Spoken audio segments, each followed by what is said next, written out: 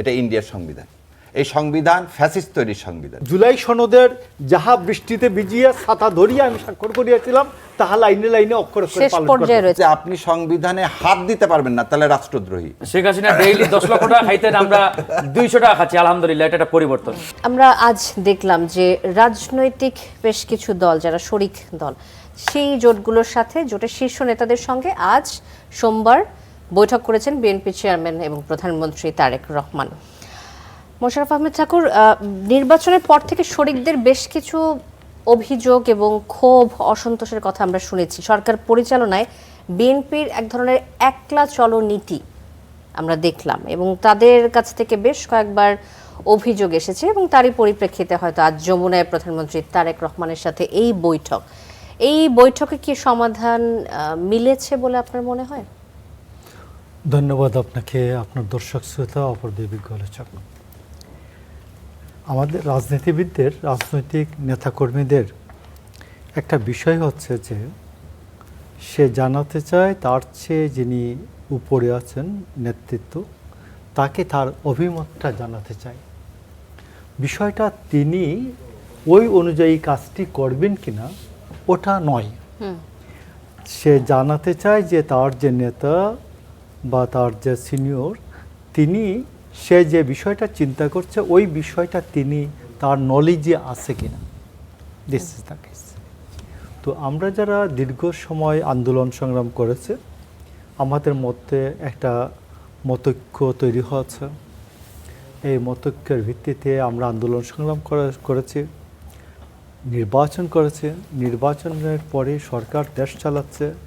সেই ক্ষেত্রে আমাদের শরিক যারা আছেন তাদের একেবারেই ন্যায্য একটা চাওয়া, ন্যায্য আকাঙ্ক্ষা যে তারা এই মুহূর্তে কি চিন্তা করছে, সরকারের কি কি লফলস আছে, সরকার কি কি অতিরিক্ত করছে বা কম করছে, এই বিষয়গুলি তারা জোটের নেতৃত্বে বড় অংশটা যেহেতু বিএনপি, তো অবশ্যই তারা চাইবেন যে বিএনপির মূল নেতৃত্ব প্রধানমন্ত্রী তারেক রহমান বা মূল নেতৃত্ব চেয়ারম্যান তারেক রহমান, তাকে তারা জানাতে চায়, সংসদ নেতাকে বিষয়টা, তাদের অভিমতগুলো জানাতে চায় যে সরকারের এই লফলস আছে এবং প্রধান দল, শরিক দলদের মধ্যে প্রধান দল বিএনপি, তার এই লফলসগুলি সে জানে কিনা।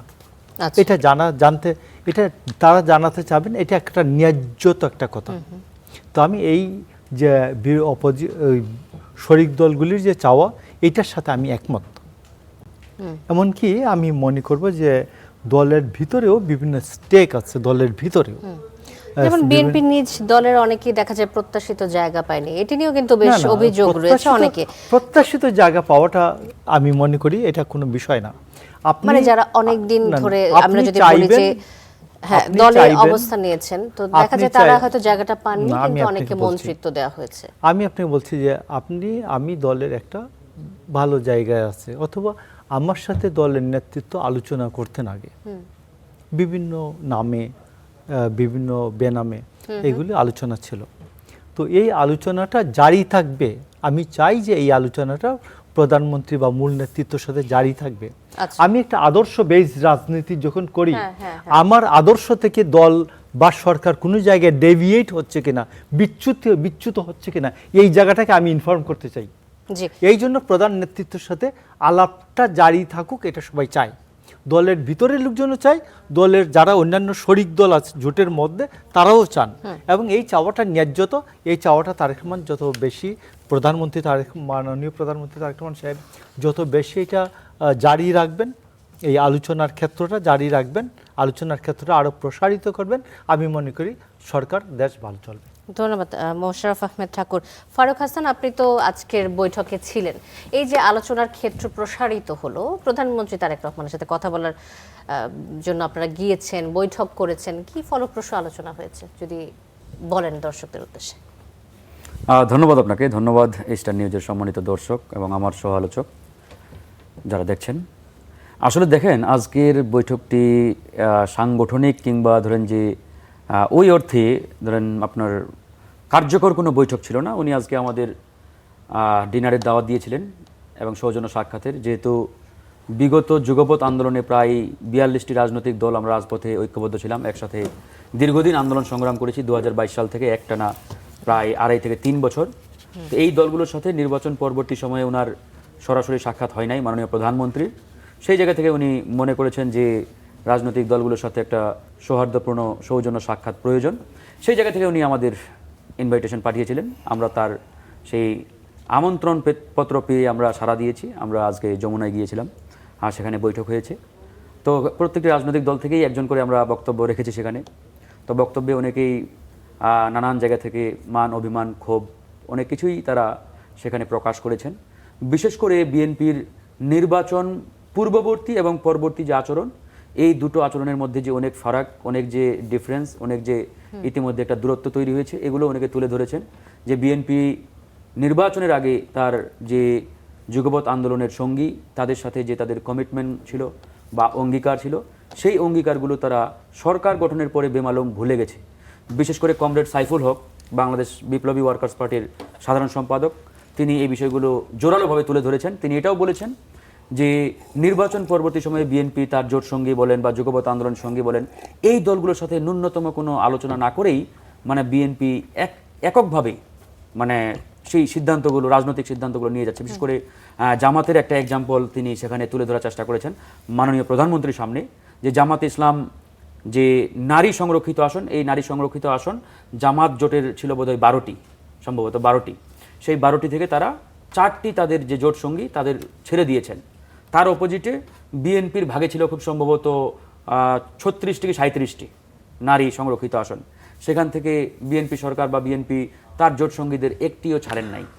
তো এই জিনিসটি কমরেড সাইফুল হক খুব জোরালোভাবে তুলে ধরেছেন এবং তারা বলেছেন যে সরকার যদি মনে করে যে তারা আগামীতে তাদের বন্ধু দরকার, তাহলে তার জোট সঙ্গীদের যে ন্যায্যতা এবং তাদের যে প্রাপ্য সম্মান, এটা চাওয়া পাওয়ার বিষয় না। আমি আবারও বলছি, ধরেন চাওয়া পাওয়ার জায়গা থেকে ওখানে সবাই যায় নাই, হয়তো দু একজন যেতে পারে বা ধরেন যে কিছু রাজনৈতিক দলের নেতারা যেতে পারে। কথা থেকে আমার যেটা মনে হলো যে শরীরদের সাথে এক ধরনের দূরত্ব আসলে তৈরি হয়েছে। তো মোশাররফ আহমেদ চাকর যেটা বলছিলেন যে দূরত্ব কমানোর জন্য এই বৈঠক, সেই দূরত্ব কমেছে কিনা আজকের বৈঠকের পর? এটা তো ধরেন যে কমানো বা বাড়ানো বিষয় না, বিষয়টা হচ্ছে আপনার আসলে অ্যাটিটিউডটা কি এজ এ গভর্নমেন্ট। যেমন সরকারের ধরেন যে তার যদি বন্ধু প্রয়োজন ছিল বা জোট সঙ্গীদের প্রতি তাদের যদি ওইরকম উদার চেতা মনোভাব থাকতো, তাহলে কিন্তু সরকার গঠনের 1 থেকে 2 মাসের মধ্যেই অবশ্যই এই রাজনৈতিক দলগুলোর সাথে বসা উচিত ছিল। আজকে প্রায় 5 মাস পেরিয়ে গেছে। হ্যাঁ, এখন কেন প্রয়োজনটা হলো? কেন 1 বা 2 মাসের মধ্যে না? হ্যাঁ, সরকারের ব্যস্ততা থাকবে, অবশ্যই ব্যস্ততা থাকবে। ব্যস্ততার মধ্যেও এই রাজনৈতিক দলগুলোকে যথাযথভাবে প্রাপ্য মর্যাদা দেওয়ারও তো একটা সরকারের দায়িত্ব। এখানে কার কত কর্মী বাহিনী আছে, কার কত নেতাকর্মী, doesn't matter. As a political party প্রত্যেকটা পার্টির একটা দলগতভাবে তার একটা সম্মান আছে, মর্যাদা আছে। সেই মর্যাদা এবং সম্মানের জায়গা থেকে প্রত্যেকটা পার্টি কিন্তু এই প্রত্যাশাটা রাখে যে বিএনপি বা জামাত ইসলাম বড় দল হতে পারে, আমার পার্টি ছোট হলেও সেই প্রাপ্য মর্যাদাটা ওই বিএনপি বা জামাত, যেহেতু দুটো দলকেই দুটো মানে জোট কেন্দ্রিক দুটো দল লেট দিচ্ছে দুই সাইডেই, তো এই প্রত্যাশাটা তাদের জোট সঙ্গী বা বন্ধু প্রতিম সংগঠন যেটাই বলেন না কেন তারা কিন্তু রাখে। তো ওই যে দীর্ঘ 5 মাসে এই অ্যাটিটিউডটা কিন্তু পায় নাই। যেমন ধরেন বিএনপি সরকার ক্ষমতা গঠনের পরে 64 জেলায় জেলা প্রশাসক দিয়েছে, সিটি কর্পোরেশনের প্রশাসক দিয়েছে, এমন অসংখ্য হাজারো জায়গায় কিন্তু নিয়োগ দিয়েছে। তো যারা বিগত বছরের পর বছর বিএনপির সাথে যুগপৎ আন্দোলনে ছিলেন, কাঁধে কাঁধ মিলিয়ে আন্দোলন সংগ্রাম করেছেন, আমরা নিজেরাও করেছি, অস্বীকার করার কোনো সুযোগ নেই। আমরা নিজেরাও বিএনপির অন্যতম জোট মানে যুগপৎ আন্দোলনের সঙ্গে ছিলাম। আপনাদের দলের নেতাকে তো প্রতিমন্ত্রী বানানো হয়েছে, তিনি তো বলার একটা সুযোগ রাখছেন না। নিশ্চয়ই। বিষয়টা এমন না, ধরেন যে এখানে আমি আবারও বলছি, হালুয়া রুটির ভাগ বাটোয়ারা রাজনীতি গণঅভ্যুত্থান পরবর্তী এই বাংলাদেশে কিন্তু নেই, যেটা হাসিনার আমলে ছিল। হাসিনা মনে করেন যে আপনাকে প্রয়োজন, আপনাকে খুশি করার জন্য একটা চেয়ারে বসিয়ে দিলেন, মানে এই যে খুশি করার রাজনীতি, এটা কিন্তু গণঅভ্যুত্থান পরবর্তী বাংলাদেশে নেই। তাহলে এখন এই 5 মাস পরে ন্যায্যতার প্রশ্ন, 5 মাস পরে সরকার কেন আপনাদের সাথে বসছে, আপনার কি মনে হয়? কি এটাকে আমরা ইতিবাচকভাবে দেখছি। দেরিতে হলেও মাননীয় প্রধানমন্ত্রী তাদের সেই যুগপৎ আন্দোলনের সঙ্গীদের স্মরণ করেছেন, আমরা ইতিবাচকভাবে এটাকে নিয়েছি এবং ওনাকে ধন্যবাদ জানিয়েছি। দেরিতে হলেও উনি করেছেন, আমরা এটা অস্বীকার করবো না। কিন্তু আপনাকে মনে রাখতে হবে, এই যে আপনি বললেন না যে আপনাদের তো একজন প্রতিমন্ত্রী আছে, এখন আমি যদি প্রশ্ন করি বিএনপির সাথে যে কয়টি রাজনৈতিক দল আছে তাদের আকার আয়তন, মানে রাজনৈতিকভাবে তাদের সক্ষমতা, তাদের যে মানে পোর্টফোলিও বা তাদের যে নেতাকর্মীর সংখ্যা যদি চিন্তা করেন, বিএনপির পরে অবস্থান কার? মানে আপনার কথা আমি ধরে নিলাম, ওখানে অনেকগুলো দল আছে বিএনপির সাথে, নিশ্চয়ই গণ অধিকার পরিষদ। বিএনপির সাথে যে কয়টি দল আছে তার মধ্যে নিশ্চয়ই বিএনপির পরে সবচাইতে বড় দল গণ অধিকার পরিষদ। তাহলে গণ অধিকার পরিষদকে যদি আপনি আরও 2-4টা দলের সাথে মিলিয়ে ফেলেন, এটা তো সঠিক হবে না। এখন ধরেন যে দলের ধরেন যে আপনার ধরে নিলাম 500 নেতাকর্মীও নেই, সেও প্রতিমন্ত্রী, আর আমার একটা জেলাতেই 500 না, একটা জেলাতেই আমার কয়েক হাজার নেতাকর্মী আছে, আচ্ছা তাহলে কি সমান হয়ে গেল বলেন আপনি?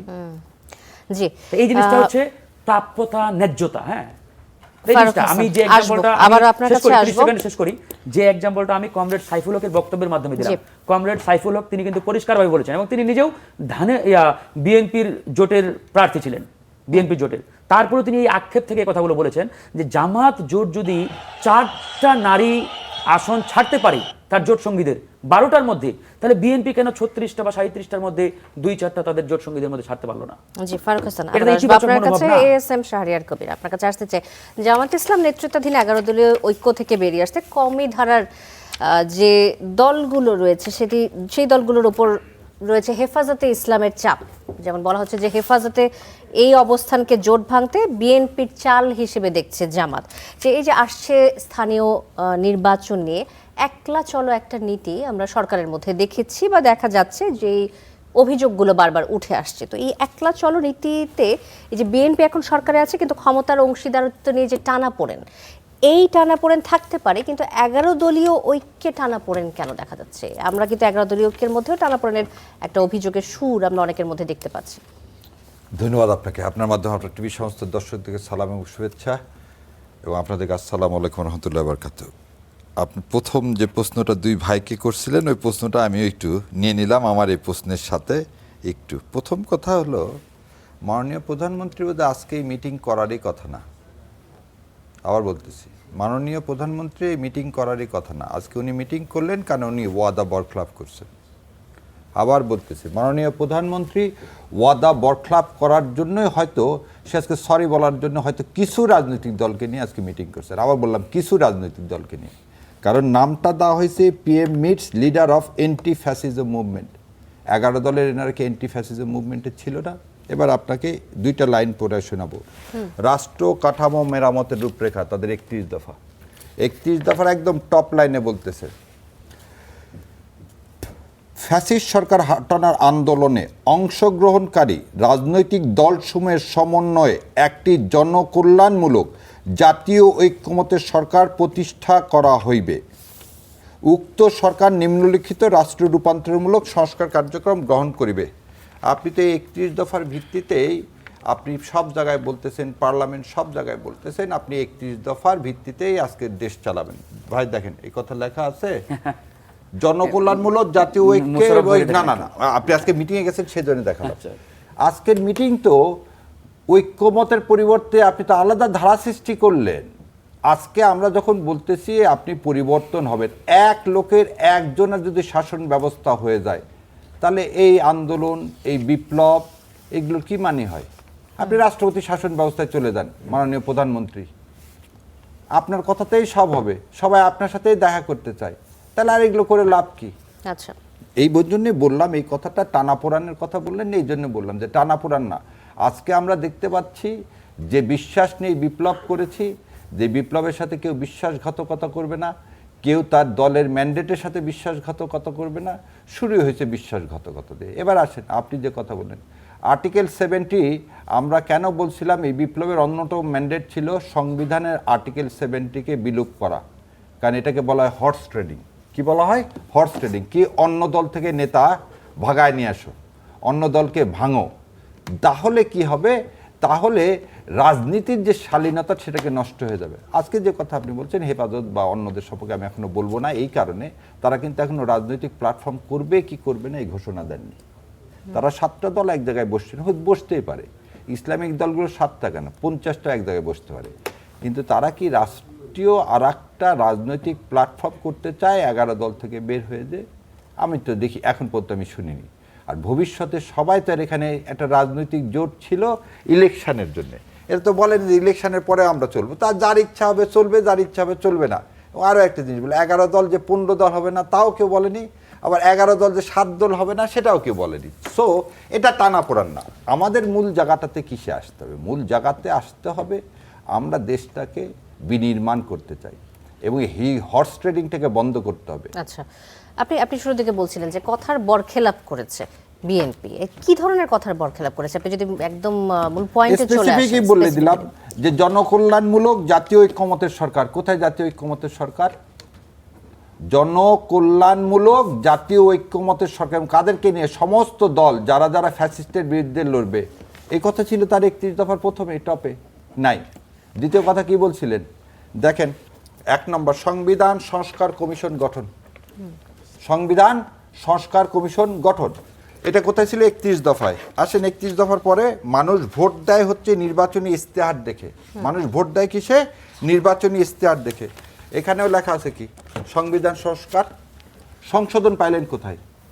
জি, আপনি প্রথম যে 2টা মেজরিটি, আমার ভাইদের যে রক্ত, আমার সন্তানদের যে রক্ত, আমার মাদের যে আত্মাহুতি, সেটা কি জন্যে? জুলাই সনদ নেই, জুলাই সংস্কার নেই, যাতে এই যে গত 55 বছরের যে আবর্জনা সেটা পরিষ্কার করা। এবং এটা একটা সুযোগ অবশ্যই বিএনপির হাতে আসছে, কিন্তু সেই বিএনপি গত 5 মাসে যেভাবে ওয়াদা বরখলাপ করতেছেন, এটা তো আওয়ামী লীগের পুনর্ধ্বনি শুনতে পাচ্ছি। জি, ধন্যবাদ মোশাররফ আহমেদ ঠাকুর। আমরা দুজনের কথা থেকে যেটা পেলাম যে আসলে ওয়াদার বরখেলাপ করার জন্য আজকে এই বৈঠকটি হয়েছে এবং জনকল্যাণমূলক যে জাতীয় সরকার গঠন করার কথা ছিল, যেটি বলছিলেন এএসএম শাহরিয়ার কবির, যেটি ফ্যাসিস্ট সরকারের বিরুদ্ধে কাজ করেছে তাদেরকে নিয়ে একসাথে কাজ করার কথা ছিল, যেটি হয়নি। সংস্কার কমিশন হয়নি, সংবিধান সংস্কার কমিশন, সেগুলো হয়নি। অনেকগুলো কথার বরখেলাপের অভিযোগ আসছে। এই জন্যই কি আসলে সবাইকে বোঝানোর জন্য বা একটু শান্ত রাখার জন্য আজকের এই বৈঠক কিনা, এটা আসলে আমার কাছে আবার জানার ইচ্ছা হলো আপনার কাছ থেকে। ধন্যবাদ আপনাকে। দেখুন, আমরা 4জনই পূর্ণবয়স্ক মানুষ, আর অনুষ্ঠানটা হচ্ছে মোটামুটি মধ্যরাতের কাছাকাছি সময়ে। তো আমি বলি যে আমাদের বিবাহ পরবর্তী সময়ে বৈবাহিক অবস্থায় প্রথম দিকে জানু, সোনা এগুলো ডাকে স্বামী স্ত্রী পরস্পর।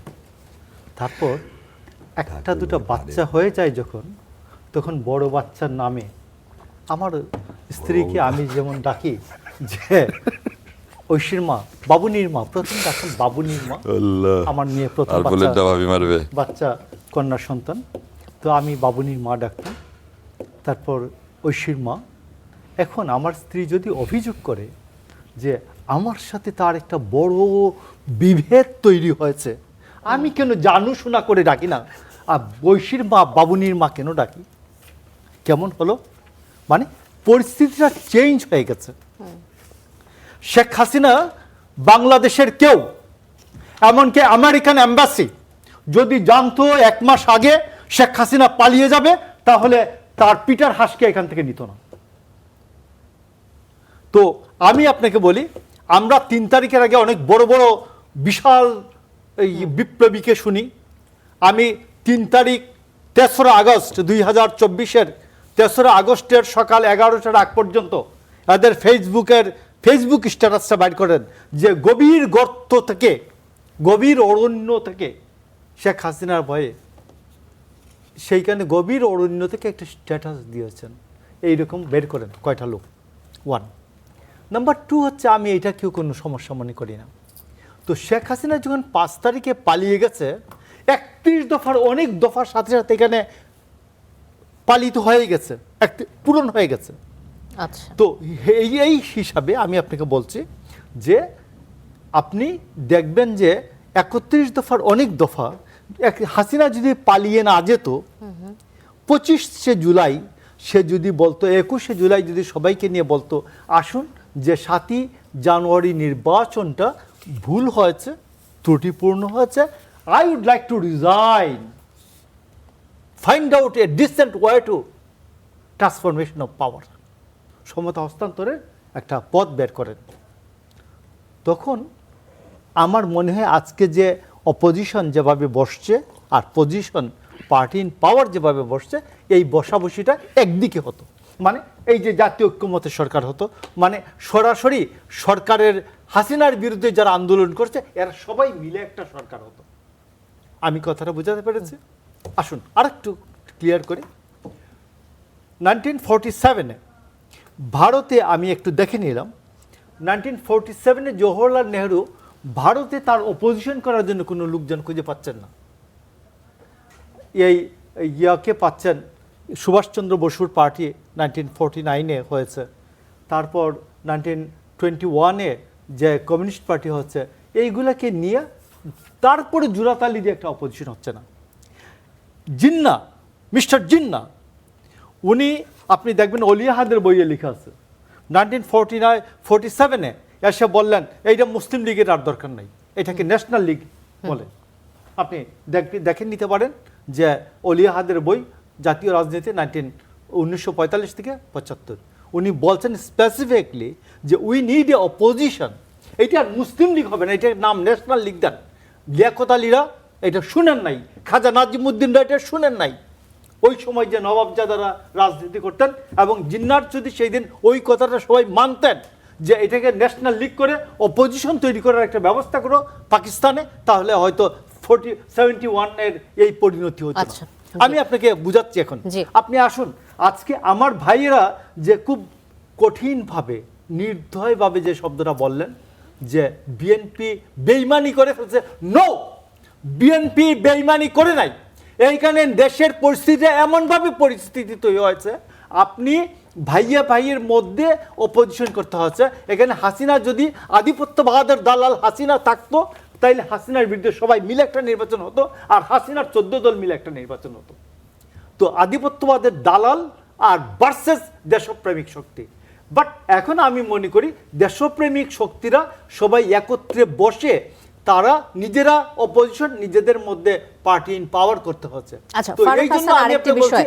31 দফার অনেক দফাই, 31 দফার অনেক দফাই 2001-এর মতো হবে না তো, 2001-এর মতো জামাত সরকারের অংশ হবে না তো। ফারুক হাসান আরেকটি বিষয় উল্লেখ করছিলেন যে শরিক দলগুলোর মধ্যে আসলে সবাই তো সমান মানে ক্ষমতা সম্পন্ন না, এক এক দল এক এক রকম, তাদের সবাইকে একভাবে বিচার করা কি ঠিক? আমি আপনাকে বলি, 1985-86 সালে আমরা সংগ্রামী ছাত্র জোট করেছিলাম।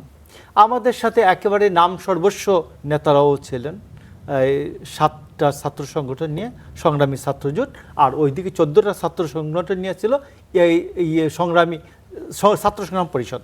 তো ওইখানে আমি আপনাকে বলছি যে ওইখানে যখন জোটবদ্ধ আন্দোলন করা হয়, তো সেইখানে অনেক নাম সর্বস্ব লোকজনও থাকেন, আবার বিশাল দলের প্রতিনিধিরাও থাকেন। তো ওইখানে এমনি বাইরেতে বহিরঙ্গনগত দৃশ্যটা হলো এইরকম, যেমন আমি আপনাকে বলি, এটা পত্রপত্রিকা দেখলে পাবেন, 1983 সালের 14ই ফেব্রুয়ারি যে বিশাল ছাত্র হত্যা হয়, ওই ছাত্র হত্যার ছাত্র সংগ্রাম পরিষদের ওই অনুষ্ঠানটাতে সভাপতিত্ব করছিলেন এখনকার ব্যারিস্টার আব্দুল্লাহ আল মামুন, ডক্টর ইউনূসের যে ছিলেন, আর উপস্থাপনা করছিলেন ওই সময় প্রধান ছাত্রলীগের ছাত্রলীগ শফিল আলম প্রধানের ছাত্রলীগের একটা সভাপতি ছিলেন, নাম হলো আব্দুল জলিল, এম এ জলিল সভাপতিত্ব করছিলেন, এম এ জলিল সভা উপস্থাপনা করছিলেন, আর আব্দুল্লাহ আল মামুন সভাপতিত্ব করছিলেন। বাট ওইখানে মুজিববাদী ছাত্রলীগ, ছাত্র ইউনিয়ন, জাসদ ছাত্রলীগ, বিশাল বিশাল ছাত্র সংগঠন হওয়ার পরেও তার সভাপতিত্ব ওই দিন তাদের ছিল না। তো এই জন্য আমি আপনাকে বলি, যখন আমরা জোটবদ্ধ কোনো আন্দোলন করি, এইটা কিন্তু জোটবদ্ধ ছিল না, এখানে ছিল যুগপৎ আন্দোলন।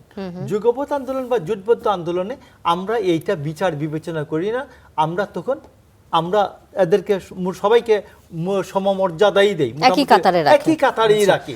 যদি ওই মর্যাদার প্রশ্ন আসে, আমার একটা জেলার যে ক্ষমতা আছে, এই জোটবদ্ধ নেতাদের সবার মিলেও এই ক্ষমতা নেই। আমি যদি কোনো জেলায় মিটিং করতে যাই, দেখা যাবে আমার এখানে যারা আছেন, জামাত ইসলাম তো নাই, জামাত ইসলাম ছাড়া অন্যান্য রাজনৈতিক দল যারা আছে, এদের সবার যে শক্তি, আমার শক্তিটা তার চেয়ে বেশি। তো এইখানে এইটা যদি এখন আমি ওই বিবেচনা করি, তাহলে তার জোটবদ্ধ রাজনীতি হবে না। বুঝতে পেরেছি। মোশাররফ আহমেদ ঠাকুর, আবার আসবো আপনার কাছে। ফারুক হাসান, যুগপৎ আন্দোলনে অংশ নেওয়া মিত্র যে রাজনৈতিক দলগুলো, তাদের ক্ষমতা বা তাদের প্রভাব বিস্তারের সক্ষমতা কি এত বেশি পর্যায়ে এখনো পর্যন্ত পৌঁছেছে কিনা? যে কথাটা আপনি কিছুক্ষণ আগে বলছিলেন যে সবাইকে সমান পর্যায়ে রাখা উচিত না, বা সমান বিবেচনা করা উচিত না, একই কাতারে রাখা উচিত না, এটার সাথে কি আপনি এখনো একমত হবেন কিনা? ধন্যবাদ আপনাকে। আসলে দেখেন মোশাররফ ভাই যেটা বললেন আর কি, লাস্ট ওনার শব্দ, যে আমাদের একটা জেলায় যে পরিমাণ নেতাকর্মী আছে বাকি সব দল মিলিয়েও তার ওই সমান জেলায় হবে না। ওই জেলায় হ্যাঁ, ওই জেলায় ধরে নিলাম, হবে না। এখন মোশাররফ ভাইকে যদি বলি যে আপনাদের এক জেলায় এত নেতাকর্মী থাকা সত্ত্বেও আপনারা তো ওই ফ্যাসিস্ট শেখ হাসিনার ওই একটা মানে ট্রাকের চাকাও 1 ইঞ্চি সরাতে পারেন নাই। কেন পারেন নাই? ওই ট্রাকটা সরাতে হয়েছে এই দেশের ছাত্র জনতা, বিরোধী রাজনৈতিক দল। শেষ করি কোশ্চেনটা করতে চান? আমি শেষ উত্তরটা করি, নেবেন? উত্তর পরে দিন, আপনার বক্তব্যের সময় দিন। না তাইলে আপনি না আচ্ছা, question করতে চান। উত্তরটা নিয়ে নেই, হ্যাঁ। আমরা উত্তরটা শুনি, অন্য প্রশ্নে বালুর যাব। ট্রাকটা ছিল কয়েক ঘন্টা, সকাল থেকে বিকাল পর্যন্ত, সন্ধ্যা পর্যন্ত, রাত পর্যন্ত। জি, তো এইখানে আমি আপনাকে বলছি, এই কথাটা বলার সময় যে কার কতটুকুন ক্ষমতা আছে আমি তো জানি। তো একটা জেলায় একটা আসন বিএনপি, আমরা শেখ হাসিনার আসনটা, আমরা তো শেখ হাসিনাকে বলি না ক্ষমতা ছেড়ে তুমি চলে যাও, আমরা বলছি তুমি একটা জেনুইন নির্বাচন দাও। বিএনপি জেনুইন নির্বাচন 2013 সালে 5টা সিটি কর্পোরেশনের মধ্যে 5টাই পেয়েছে। আচ্ছা, দিস ইজ দ্য আনসার। এখন হিসাব করে দেখুন যে মন্ত্রী সাহেবকে পাঠাইলে একটা সিটি কর্পোরেশন পাবেন কিনা। আনসারটা জি, হচ্ছে this is the Farooq answer. Hasan. না, ওনার যে বক্তব্য, ওনার বক্তব্যে তো 300 আসনেই বিএনপির পাওয়ার কথা। যেহেতু হিউজ অ্যামাউন্ট অফ পিপল, তাদের সাপোর্টার, তাদের নেতাকর্মী আছে, তাদের সংগঠন আছে, প্রত্যেকটা কনস্টিটুয়েন্সিতে একবার স্ট্রং ওনার বক্তব্য অনুযায়ী, তাহলে এই যে জামাতে ইসলাম আর 11 দলীয় জোটের যে 81টা মানে আসন তারা যে বিজয়ী হয়েছে, এটা কিভাবে হলো? তাহলে সেই 81টা আসনে কি বিএনপি দুর্বল? ওনার কথা অনুযায়ী তো 64 জেলাতেই সমানভাবে শক্তিশালী, প্রতাপশালী, ক্ষমতাবান। নিশ্চয়ই 300 আসনেই বিএনপি আজকে জেতার কথা, মানে ওনার বক্তব্য অনুযায়ী। যাই হোক, আমি শেষ করি জি, ব্রাদার, আপনি আপনি লিখে শেষ রাখেন। এখন কথা হচ্ছে আসলে বড় কিংবা ছোট ম্যাটার না, প্রাপ্যতা। আমি আবার বলছি ন্যায্যতা, ন্যায্যতার প্রশ্নটা ইম্পর্টেন্ট। রাজনীতির মাঠে ওই হালুয়া রুটির ভাগ বাটোয়ারা তো কেউ চায় না ভাই, এটা হাসিনার আমলে চলে গেছে। এখন চাই সবাই ন্যায্যতা, প্রাপ্যতা। বিগত সময়ে আন্দোলন সংগ্রামের সময় আপনি তো বলেন নাই কে ছোট কে বড়, কিংবা ধরেন যে ওই সপ্তাহে সপ্তাহে ডেকে সবার সাথে মিটিং করেছেন, ফর্মুলা দিয়েছেন। এখান থেকেই তো এই বিষয়গুলো আসছে যে আপনি নির্বাচনের আগে আপনার অ্যাটিটিউড কীরকম ছিল, ওই জোট সঙ্গী বা জোট শরিকদের প্রতি আপনার কীরকম আচরণ ছিল, তাদের সাথে আপনার রিলেশনটা কীরকম ছিল, আর নির্বাচন পরবর্তী সময়ে ওই জোট সঙ্গী বা আপনার ওই যুগপৎ আন্দোলনের শরিকদের সাথে আপনার রাজনৈতিক আচরণটা কেমন, দ্যাট ইজ দ্য ম্যাটার। এটা নিয়ে আপনি প্রশ্ন করেন। যেমন ধরুন আপনি নির্বাচনের আগে সপ্তাহে একদিন মিটিং করতেন, এখন আপনি 5 মাসেও একবার করতে পারছেন না, তাহলে এই আচরণটা কি মানে আচরণ হলো? নিশ্চয়ই এখানে পার্থক্য আছে। আগে আপনি যে ধরনের কথা বলতেন, যে ধরনের কমিটমেন্ট করতেন, অঙ্গীকার করতেন, সেই অঙ্গীকারগুলো এখন কতটুকু বাস্তবায়ন হচ্ছে? হ্যাঁ, 5 মাসে তো সবকিছু হবে না, কিন্তু তার হওয়ার তো একটা আলামত দেখাতে হবে। যখন আমাদের রাজনৈতিক এই সঙ্গীগুলো দেখতে পাবে, তখন কিন্তু এই প্রশ্নগুলোর উদ্রেক হবে না। এই কথা তো আমি বলি নাই, কমরেড সাইফুল হক তিনি তো আচ্ছা, আবার আসবো আপনার কাছে ফারুক হাসান, আমরা মনে হয় কথাগুলো শুনেছি। ফারুক হাসান, আমরা আবার আসবো আপনার কাছে। Barrister S M Shahriar Kabir, যে বিষয়টি শুনছিলাম সে বিষয়ে কিছু যোগ করার থাকলে আপনি করতে পারেন, এবং সেই সাথে আরেকটি বিষয় নিয়ে আসতে চাই। বিরোধী দলীয় নেতা শফিকুর রহমান তিনি বলেছেন যে জনগণের ধিক্কারের পাত্র বিরোধী দল হতে চায় না, গণভোটের রায় বাস্তবায়নে কোনো ধানাই পানাই চলবে না। কি কি ধানাই পানাই চলছে আসলে গণভোটের রায় বাস্তবায়নে, প্রসঙ্গটা নিয়ে যদি বলেন। সময় মনে হয় ইকুয়ালি পাবো এবার এই কোশ্চেনটার উত্তর দিতে গিয়ে। ধানাই পানাই চলবে না, তার আগে সম্মানিত আমির জামাত একটা কথা বলছেন, সেটা কি? জনগণের রায়। আপনি একটা জিনিস দেখেন, এই যে ভাই বললেন আমিও বলে দিচ্ছি কিভাবে ইলেকশন হয়েছে, কেমন করে হয়েছে, যে আপনি 70% লোক সরাসরি ভোট দিল, এবং আপনি 70, ভাই তো একটু আগে অনেক বললেন, 70% লোকের ভোটের আগে আপনিও হাত চাইলেন। বিএনপিও বললো, মাননীয় প্রধানমন্ত্রী নিজে বললেন যে হাতে ভোট দেন, এবং জামাত ইসলাম সহ সমস্ত রাজনৈতিক দল বললেন যে হাতে ভোট দেন। 70% লোক হাতে ভোট দিল, এবং সেটাকে বলা হয় প্রত্যক্ষ ভোট, যেটা সংসদীয় নির্বাচন যেভাবে হয়, আমি আমার ভোট দিলাম, আমার রিপ্রেজেন্টেটিভ উনি পার্লামেন্টে যে আমার কথা বলবেন। আর যখন রেফারেন্ডাম হয়, that is a direct voting system. এই ডিরেক্ট ভোটিং সিস্টেম, এই ম্যান্ডেটকে পার্লামেন্ট, কেন বাংলাদেশের পার্লামেন্টও সার্বভৌম না, এটা আমার ভাই খুব ভালো মতো জানে, উনি শিক্ষক মানুষ। বাংলাদেশের পার্লামেন্টও সার্বভৌম না, বাংলাদেশের পার্লামেন্টেরও লিমিটেশন আছে, সেটা হচ্ছে কনস্টিটিউশন অনুযায়ী। সো এই কনস্টিটিউশন অনুযায়ী আপনি একটা রেফারেন্ডাম করলেন, করে আপনি এখন এসে প্রথম দিনই শপথ নিলেন না, না নিয়ে পার্লামেন্টে আবার কি বললেন আপনি, যে আমি ওই ভোটটা না মেনে নিলে আপনি ভোট দিতেন না। ওই যে আমি প্রথমে বললাম ভাই অবজেকশন দিল, আমারও দুঃখ যে আমাকে বিএনপির বিরুদ্ধে এরকম কথা বলতে হয়। এই যে দুরভিসন্ধি, কালকে মাননীয় মহাসচিব মহোদয় কিভাবে বললেন বিএনপি বিপ্লবী দল না, বিএনপি বিপ্লব বোঝেন। আরে বিপ্লবের ফসল তো আপনি খাচ্ছেন। বিপ্লব যদি না হতো, যে ভাই একটু আগে বললেন, শোনেন হাসিনা 2013 সালে লাস্টে কি বলছিল, এটা খালি একটু কয়েকদিনের জন্য এই ভোটটা হোক, এটা একটা আনুষ্ঠানিকতা মাত্র, আমরা সংসদ ভেঙে দিয়ে আমরা আবার ভোট দিব। হাসিনাকে কেউ বিশ্বাস করতে নাকি? হাসিনা মানে এভাবে বলবো না আপনাকে, হাসিনা হচ্ছে সেই পেতাত্তা যে মুখে বলে এক, অন্তরে করে আর এক। সেই এই জন্য শেষ করে দিই, যখন বললেন যে আপনি জুলাই সনদে মানুষ 70% ভোট দিচ্ছে, আপনি সেই ভোটে প্রথম দিনই কি করলেন, সে ভোট কিভাবে হবে আপনি শপথ নিলেন না। এখন আপনাকে বলে দেওয়া আছে 180 দিনের মধ্যে দিতে হবে। আপনি হঠাৎ করে কি করলেন, একটু আগে যেটা দেখালাম, যে আপনি আপনার ভাইয়ের কথা অনুযায়ী যদি যাই 31 দফা কি হয়ে গেছে, 31 দফার বেশিরভাগগুলোই পালন হয়ে গেছে। যদি এই কথা না, শব্দটি হচ্ছে অনেক, আচ্ছা অনেকগুলো, আচ্ছা আপনারটাই নিলাম, অনেকগুলো হয়েছে। 1 নম্বরে আছে সংবিধান সংস্কার কমিশন, সংবিধান সংশোধন নাই, আপনি ইস্তেহারে দিলেন, ইস্তেহারে কি দিলেন, সংবিধান সংস্কার।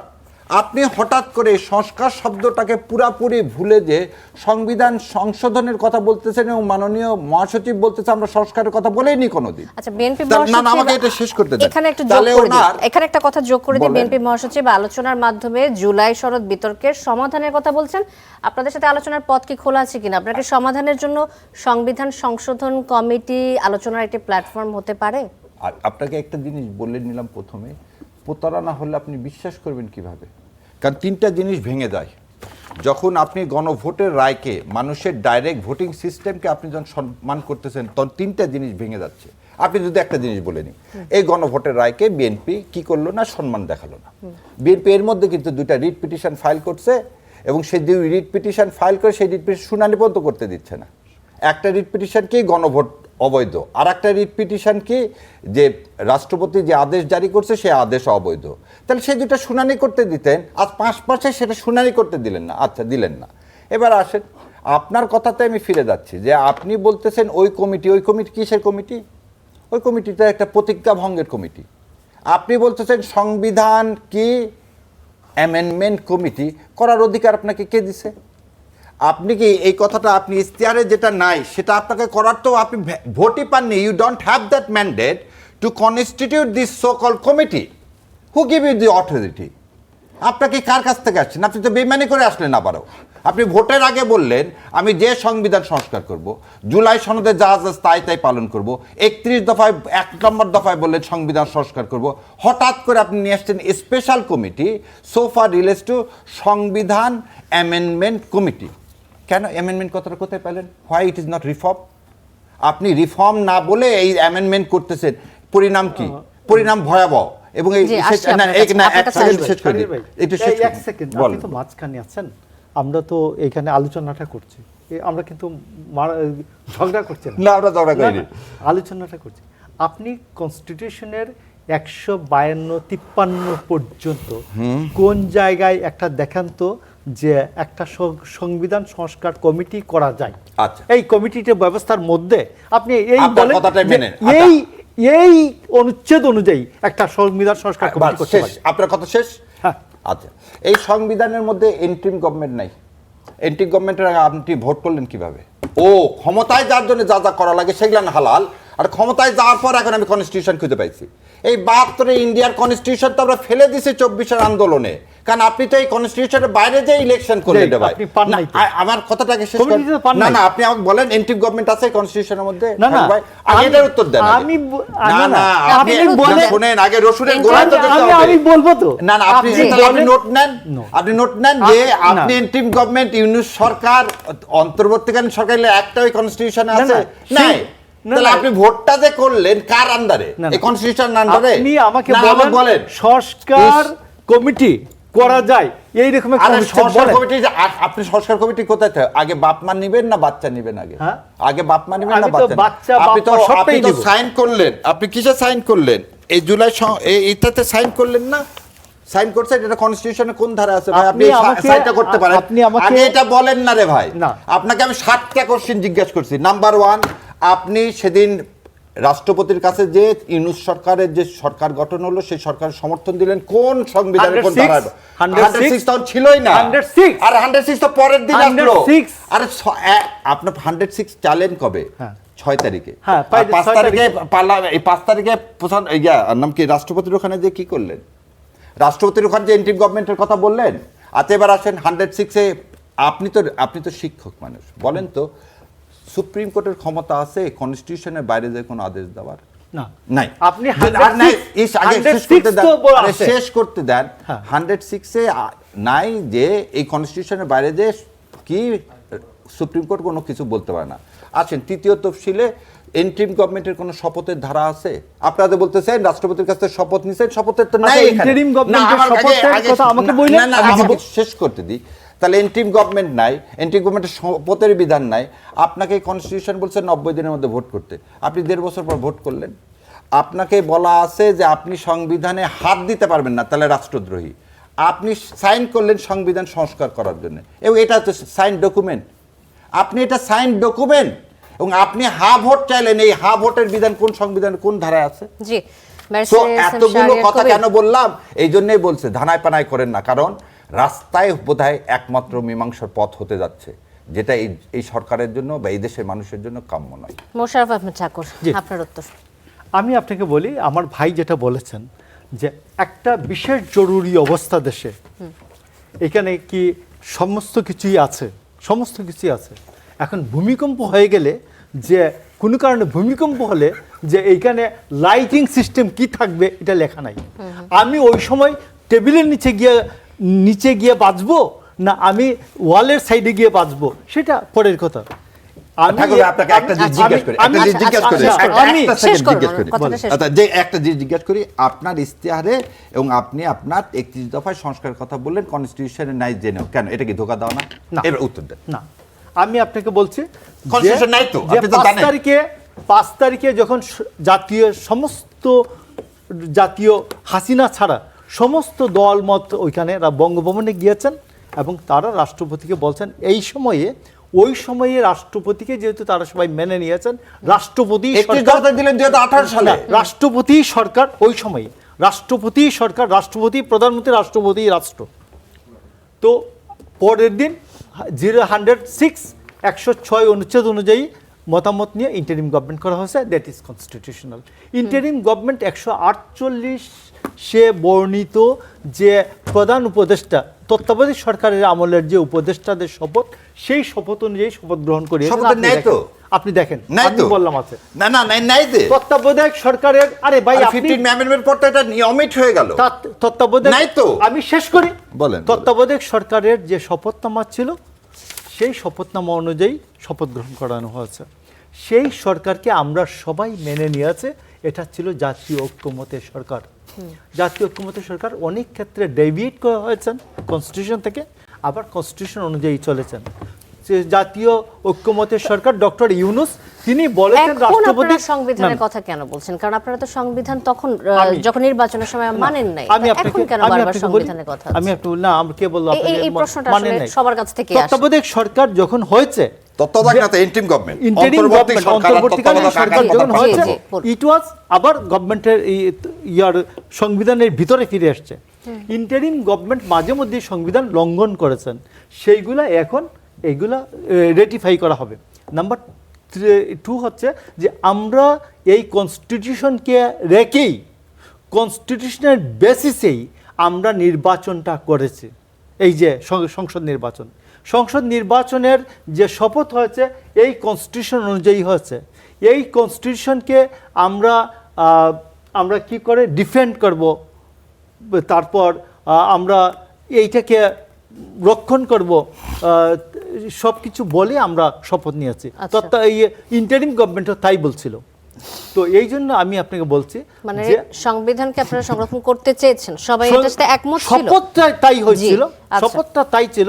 এবং কি এই গভর্নমেন্টে এই যে লিডার অফ দ্য অপোজিশন, তারা যে শপথ নিয়েছেন, এই সংবিধানকে তারা রক্ষণ করবেন, সমর্থন করবেন, সাপোর্ট করবেন, প্রিটেন্ড করবেন, এই সব কিছু বলছেন। অপোজিশনও বলেছে। অপোজিশন সেদিন আরেকটা হ্যাঁ। শপথ দিয়েছে, আচ্ছা, সেটাও বলে। ব্যারিস্টার। এখন অপোজিশন আরেকটা আমার শপথ কথা নিয়েছে হচ্ছে, ভাই। আমি যে একটা শপথ না। নিয়েছি, আমি শপথ নিয়েছি, সেই শপথ অনুযায়ী আমি এই সংবিধানে যা যা আছে তাই পালন করব। আমি পালন করব, রক্ষণ করব, সমর্থন করব, এটা হচ্ছে আমার শপথ। তো আমি সেই কারণে আমি করতে পারি না। আমি এখন যে সংস্কার কমিশন বলে কোনো জিনিস কনস্টিটিউশনে নাই, পার্লামেন্ট বানাইতে পারে না। পার্লামেন্ট বানাইতে পারে, আমরা উত্তরটা পেয়েছি। মোশাররফ আহমেদ বানাইতে ঠাকুর। পারে, barrister S M Shahriar Kabir, parliament আমরা বানাইতে পারে, মোশাররফ সংবিধান আহমেদ সংশোধন ঠাকুরের কথা কমিটি। থেকে যেটা পেলাম যে সংবিধান অনুযায়ী আপনারা কাজ করবেন, এই শপথ নিয়েছেন এবং এটা বিরোধী দল এবং বিএনপি তারা সরকার গঠন করার পর এই শপথ নিয়েছিলেন। তাহলে আমি আসলে জানতে চাই আপনি কি ডিফেন্ড করবেন? অনেকগুলো কথা একটু একটু করে বলে দিই। আর কোন শপথ তো তারা নেননি, সংবিধান আমরা সংবিধান সংশোধন কমিটির শপথ নিই, দুইটা শপথ নিই। আপনারা দুটো নিয়েছেন, কিন্তু বিএনপি তো একটা শপথ কারণ বিএনপি ওই দিনই বলা হয়েছে যে তারা ওটাও বেইমানি করছে। আচ্ছা, যে প্রথমে যাই, প্রথমে হচ্ছে 31 দফা দিয়েছে 2018 সালে। কত সালে? 2018 সালে। ভাই যদি আমি যদি ঠিক হয়ে থাকি, সো 2018 সালে কিন্তু এই 31 দফা দিচ্ছে 2023 সালের জুন মাসে। আচ্ছা, 23 সালের জুন মাসে 13 জুন। আচ্ছা, তখন এই কনস্টিটিউশন বর্তমান ছিল এবং তখন কেউ বলেনি সংবিধান কি করা যাবে, সংবিধান সংস্কার করার কথা কেউ দাবি তুলে, এটা বিএনপি তুলছে, কারণ সংবিধানের মধ্যে সংস্কারের কোনো বিধান নাই। তাহলে বিএনপি জেনে শুনে 2023 সালে এটা দাবি তুলছে, যেটা আমারও প্রাণের দাবি। আবার বলতেছি, বিএনপি যে দাবি তুলছে সংবিধান সংস্কার, সেটা আমার প্রাণের দাবি। আমি বিশ্বাস করি এদেশের 20 কোটি জনতার প্রাণের দাবি। কারণ কি, এই সংবিধান বিএনপি বুঝে ফেলে দিয়েছিল এটা ইন্ডিয়ার সংবিধান। এই সংবিধান ফ্যাসিস্ট তৈরির সংবিধান। এই সংবিধানের আরেকটা জিনিস বলি, একটু আগে ভাই বললো না যে হাসিনা, আবার আমাদের স্বরাষ্ট্রমন্ত্রী বলছে হাসিনার কি হয়েছে, দাফন হয়ে গেছে দিল্লিতে। ভাই, হাসিনার দাফন দিল্লিতে হলো, চুপ্পুর দাফন কেন দিল্লিতে হয় না? আপনারা চুপ্পুর এই সংবিধান আঁকড়ায় ধরতে চাচ্ছেন আজকে কিসের জন্য রে ভাই? কারণ আপনি যে কথা বললেন একটু আগে যে সংবিধান ডিফেন্ড করার জন্য, আমার এই সংবিধান তো আপনি তো সাইন করলেন, এটা সংবিধান আপনি সাইন করলেন, ঐক্যমতের ভিত্তিতে সংস্কার করবেন, এটার উপর ভিত্তি করে এদেশের জুলাই সনদকে বাস্তবায়ন করবেন। আমি সেই সংবিধানের শপথ নিলাম। আপনি বলতেছেন আজকে যে কথাটা, যে আপনি এক সেকেন্ড বলে দিই, আপনি যে কথা বললেন সংস্কার চান, আজকে সেখান থেকে কেন ইউটার্ন? আপনি কেন হঠাৎ করে সংশোধনে আসতেছেন? হঠাৎ করে এই কনস্টিটিউশন কেন কামড়া ধরতেছেন? যে কনস্টিটিউশন স্বীকার করে না জিয়াউর রহমান স্বাধীনতার ঘোষক, যে কনস্টিটিউশন স্বীকার করে না জিয়াউর রহমানের কোনো অবদান, যে কনস্টিটিউশন স্বীকার করে না মুক্তিযুদ্ধে সেক্টর কমান্ডার কোনো অবদান, যে কনস্টিটিউশন ইন্ডিয়ার তৈরি, কেন তাকে আঁকড়ায় ধরতে? Barrister S M Shahriar Kabir, আপনারা যেদিন শপথ নিয়েছিলেন আপনারা দুই দলই তো একই শপথ নিয়েছিলেন। না, তাহলে আমরা দুইটা শপথ আপনারা নিয়েছি। দুটো শপথ নিয়েছেন, বিএনপি একটা শপথ বিএনপি নিয়েছে। একটা শপথ। যেই দুটো শপথ আপনারা নিয়েছিলেন বিরোধী দল, সেই শপথের মধ্যে কি এটা ছিল না সংবিধান আপনারা এটা কিছু না, কারণ আপনাকে বলি I will protect this. শেষ করে দিই, I will protect this constitution. I will protect this constitution. I will defend this constitution. শেষ করতে দেন। প্রথম কথা বললাম, শপথের দ্বিতীয় শপথের কোনো বিধান কনস্টিটিউশনের মধ্যে নাই। নাই, আগে কথাটা শোনেন। তাহলে আপনি নোটিশ দিলেন নির্বাচন কমিশন, আমাকে দুইটা ভোট করলেন, দুইটা রেফারেন্ডামের বিধান এই কনস্টিটিউশনে নাই। আপনি তাহলে সবই করতেছেন আউটসাইড কনস্টিটিউশন। কোন কনস্টিটিউশনের ভিত্তিতে? এই কনস্টিটিউশনের ভিত্তিতে। আর আমি এটাকে প্রোটেক্ট করার জন্য শপথ নিছি এবং ইনশাল্লাহ এটাকে প্রোটেক্ট করে ছাড়বো। ওই জন্য বলছি ধানায় পানায় করেন না, রাস্তা একদম সোজা সিরাতুল মুস্তাকিম ফলো করবেন, না হলে কিন্তু কনসিকুয়েন্স খুবই খারাপ। এবং এই সংবিধানকে আমরা ইনশাআল্লাহ প্রোটেক্ট করব। মোশাররফ আহমেদ ঠাকুর এবং barrister S M Shahriar Kabir দুজন কি আবার আসবো আমি আপনাদের কাছে। ফারুক হাসান, দুই দলই কি আসলে ধারাই পানাই করছে? ধন্যবাদ আপনাকে। আমার সাথে বোধহয় আজকে যথেষ্ট বৈষম্য করা হচ্ছে সময় নিয়ে। আমার মনে হয় প্রথম দিকে আপনি বেশি সুযোগ পেয়েছিলেন। না, তো যাই হোক, অসুবিধা নেই। আমি এমনিও আজকে ক্লান্ত। মাননীয় প্রধানমন্ত্রীর আজকে যে নৈশভোজ, সেই নৈশভোজে আজকে যথেষ্ট আমরা আপ্যায়ন পেয়েছি। সেখানে মাননীয় প্রধানমন্ত্রী যেহেতু 150 টাকার খাবার খান, একটু বোধহয় আজকে বেশি ছিল, বোধহয় সেটা বোধহয় 250 টাকা হবে। আমি স্বরাষ্ট্রমন্ত্রীকে জিজ্ঞেস করলাম যে আজকে কি 150 টাকার মধ্যেই মেনুটা? বলছে না, আজকে একটু বাড়ানো হয়েছে আপনাদের জন্য। তো যাই হোক, আমার মাঝে মাঝে মনে হয় যে শেখ হাসিনা ডেইলি 34 কোটি টাকা না, শেখ হাসিনা ডেইলি 10 লক্ষ টাকা খাইতেন, আমরা 200 টাকা খাচ্ছি। আলহামদুলিল্লাহ, এটা একটা পরিবর্তন। এটা অবশ্যই 34 কোটি টাকা, এটা কথা হলো 35 কোটি, কিভাবে এক বছরে 35 কোটি, আগে ডেইলি 10 লক্ষ। তো আমরা বোধহয় সেখান থেকে ডেইলি 200 টাকা খাচ্ছি। এটা অবশ্যই এটা বড় পরিবর্তন এবং জুলাই গণঅভ্যুত্থানের একটা বড় অবদান, এটা অস্বীকার করার কোনো সুযোগ নেই। এখন দেখেন, এই যে জুলাই গণভোট এবং জুলাই সনদ, এই যে বাস্তবায়ন প্রক্রিয়া নিয়ে ইতিমধ্যে ব্যাপক একটা আলোচনা সমালোচনা, রাজপথে ইতিমধ্যে আন্দোলনের হুঙ্কার, আবার সরকারি দল ধরেন যে তাদের মতো আগের যে অনর অবস্থান। আমি মনে করি এই জায়গাতে উন্মুক্ত টেবিলে যদি এই বিষয়টিকে আলোচনার জন্য ওপেন করা হয়, আমার মনে হয় আলোচনার মধ্য দিয়ে এই বিষয়টাকে আমরা সমাধান করতে পারবো। ফ্র্যাকশনটা কিন্তু খুব বেশি না, ডিফারেন্সটা খুব বেশি না। যেমন সরকার কি বলছে যে আমরা জুলাই সনদ অক্ষরে অক্ষরে পালন করবো, কোনটা? যেটাতে আমরা স্বাক্ষর করেছি। আর বিরোধী দল বলছে যে আমরা ওটার বাস্তবায়ন চাই যেটার আলোকে নির্বাচন এবং গণভোট হয়েছে। দূরত্বটা খুব বেশি না, একবারে খুব কাছাকাছি। কিন্তু আমরা এই কাছাকাছি জায়গাটাকে যদি আমরা অনগোয়িং ডিসকাশন টেবিলে নিয়ে যেতে পারি, তাহলে মনে হয় যে এটা আসলে একটা ভালো সমাধান আমরা পেতে পারি। এখন এখানে ধরুন যে কথা বলতে গেলে তো অনেক কথা এখানে আসবে। আচ্ছা, এই ডিসকাশনের জন্য তো ঐকমত্য কমিশন গঠন হয়েছিল, আমরা কি আসতে আবার পেরেছিলাম, ওই সময়- একমত হতে না, পেরেছিলাম? আমি ঐকমত্য কমিশনের কথা বলছি না। না, আমি এই বলছি আলোচনার যে জন্য একটা সময় আমাদের ছিল। পার্লামেন্টে এখন তো আলোচনা হয়েছে তো ভাই। বাবার এই পার্লামেন্টের কথাই আমি বলছি। আমি তো এখানে ঐক্যমত্য কমিশন, সংস্কার কমিশন বা সংশোধন কমিশনের কথা বলছি না, বা কমিটির কথা বলছি না। যেহেতু আমাদের নির্বাচিত পার্লামেন্ট আছে, এই পার্লামেন্টে ওপেন ডিসকাশনের মধ্য দিয়ে এ বিষয়ে একটা সুরাহা হওয়া উচিত। যেহেতু ইতিমধ্যে এজ পার আমার গণভোট, সেই গণভোটের ফলাফলের বাস্তবায়ন হচ্ছে না। এক পক্ষ শপথ নিয়েছেন দুটো, সংসদের আর এক প্রতি পক্ষ শপথ মিনিটের নেন নাই। কস্ট নাকি অনেক বেশি, তো হ্যাঁ, এখন 1,76,000 1,76,000 ভাই বললেন। ওই জন্য কমিটি তো সিস্টেম সব এত কিছু সংসদে দিন আলোচনা ধরে করা যে যাবে না। আলোচনায় এটা- আপনারা এটা তো- একমত এটা তো হতে আপনার- পারেন নাই, সেটা সংসদে আসবে সেই সময়। অফকোর্স এটা অতি গুরুত্বপূর্ণ একটা টপিক, অতি গুরুত্বপূর্ণ একটা বিষয়। এই যে আমি মাঝে মাঝে একটা কথা বলি, দেখেন গণভোটের পক্ষে রায় দিয়েছে কত পার্সেন্ট মানুষ? 70% মানুষ। এখন এই 70% মানুষ সবাই কি জামাত করে? ধরেন যে অনেকেই বলার চেষ্টা করে যে গণভোট মানে জামাত বা ধরেন যে BNP আছে। 11 দলীয় জোটের দাবি, বিষয়টা এমন না। তাহলে তো ধরেন যে ওই 71% মানুষ জামাতের বা ওই এনসিপির বা 11 দলীয় ঐক্যের, বিষয়টা এমন না। 70 বা 71% দেশের নাগরিক। এখানে বিএনপির লোক আছে, গণ অধিকার আছে, জামাতের আছে, অন্য দলের আছে, সাধারণ ছাত্র জনতা সবাই আছে। সুতরাং এটা তো জনগণের দাবি। সুতরাং এই জনগণের অভিপ্রায়, জনগণের আকাঙ্ক্ষাটাকে আপনি শতভাগ অ্যাভয়েড করে তো আপনি আসলে মানে চূড়ান্ত ভাবে জনগণের সেই প্রত্যাশা বাস্তবায়ন করতে পারবেন না। ফারুক ভাই, হ্যাঁ, এটা এখানে- অ্যাভয়েড করার কি কোনো সুযোগ আছে? না, সুযোগ নেই। 70 ভাই যখন এখন দিছে, আপনি আবার আলোচনা আমি আসবো। চান কেন?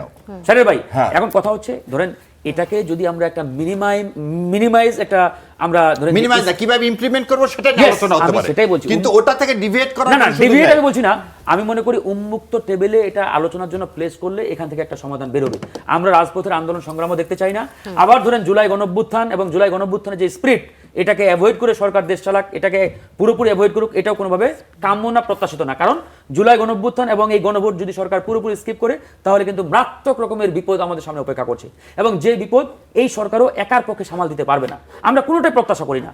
সুতরাং আমরা বাংলাদেশের একজন নাগরিক হিসেবে প্রত্যাশা করি যে এই বিষয়ের একটা চূড়ান্ত সমাধান হওয়া উচিত। আজকে আমাদের মনে হয় বিএনপি সংগ্রামী মহাসচিব তিনি নিজেও এই কথা বলেছেন যে আমাদের মধ্যে এই গণভোট এবং জুলাই সনদ নিয়ে যে দূরত্ব তৈরি হয়েছে, এটা বোধহয় আলোচনার মাধ্যমে সমাধান করা সম্ভব। আপনি নিজেও যেটা ইতিমধ্যে সামনে নিয়ে আসছেন। তো আলোচনার টেবিলে জিনিসটাকে নিয়ে আসতে হবে।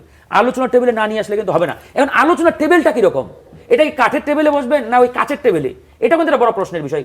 দ্যাট মিনস আমি বুঝাচ্ছি যে এটা কি পার্লামেন্টের ভিতরে আলোচনা হবে নাকি পার্লামেন্টের বাইরে? That is the major concern. এখন আমরা চাচ্ছি যে আমরা ওই আগের মতো এখন সংস্কার কমিশন, নতুন কমিশন কিংবা ওই সংশোধন কমিটি এসব না করে পার্লামেন্টের মধ্যে একটা মানে ওপেন ডিবেট হোক এই টপিকের উপরে।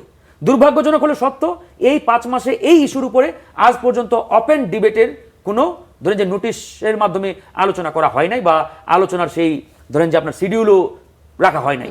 আমার মনে হয় এটা স্পিকারের উচিত, সরকারের উচিত যে এই টপিকের উপরে, এই বিষয়ের উপরে একটা ওপেন পার্লামেন্ট। ভাই, এটা নিয়ে আলোচনা হতে যায় তো আমরা ওয়াকআউট করলাম।